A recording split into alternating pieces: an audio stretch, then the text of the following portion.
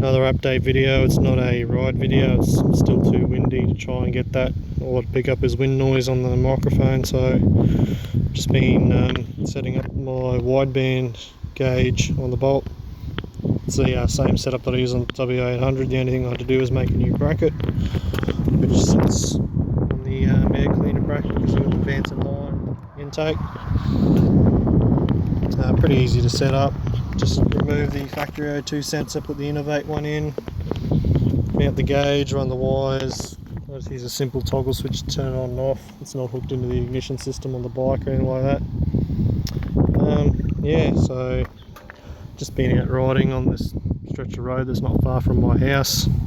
It's good because there's not a hell of a lot of traffic, and yeah, it's a 100k zone, so I can sort of do a bit of speed without getting in trouble, and it's close to home.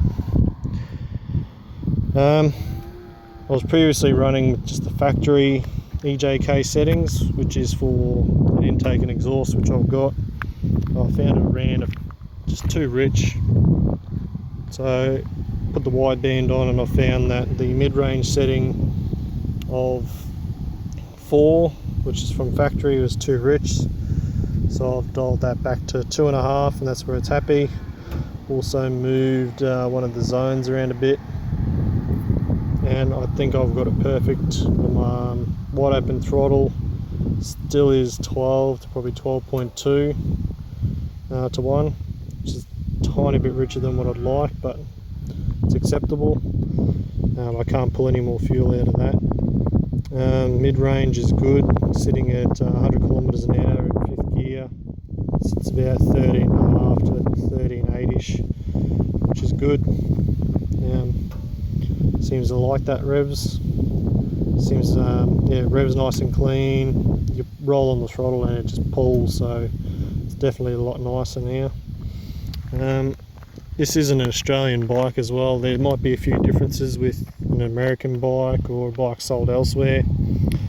This is what works on my bike with my mods in my country. I do not have the Ivan's flash for the ECU, which I'd like to get, but it's a bit pricey for me at the moment. So I would like to do like a test with this setup on a bike that has got Ivan's ECU flash. I think that would be a good comparison, because it is about the same money for an EJK as an Ivan's flash. I just didn't want to send my ECU overseas, because I would be able to use the bike. Yes, this is what works with the Vance & Hine's twin slash exhaust and the Vance & Hine's VO2 intake. The bike's got 5,500 kilometers on it, so it should be just run in. So, and it's on 98 octane fuel, which is the Australian octane. I would have preferred to run it on 95 because it doesn't really need 98, but that's all the servo I was had at the time. So might empty this tank, put some 95 and see if it changes the air fuel ratio at all.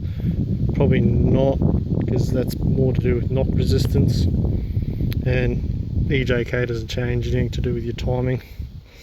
So I've run up and down this road a few times, a couple of wide open throttle pulls, a couple of just sitting on 100k top gear, just a bit all round riding, just to see if I can get that to run lean at all. It doesn't run lean. I reckon it runs pretty good, considering how basic the EJK is, especially this model where you can't pull out fuel. I think it's pretty good. Definitely would go a lot better than a stock bolt. So probably do a little bit more riding and then pull the setup off. Doesn't take long to take on and off, just got to pull the seat off, cut some of these zip ties I've got holding them together, and the only hard thing is probably the O2 sensor bung, because you've got to, on the Vance & Hine system, loosen off these bolts, slightly pull out the exhaust to get that sensor out. It's just a little bit tight there when you're trying to unscrew it or screw it in. So yeah, hopefully do a ride video when it's not really windy.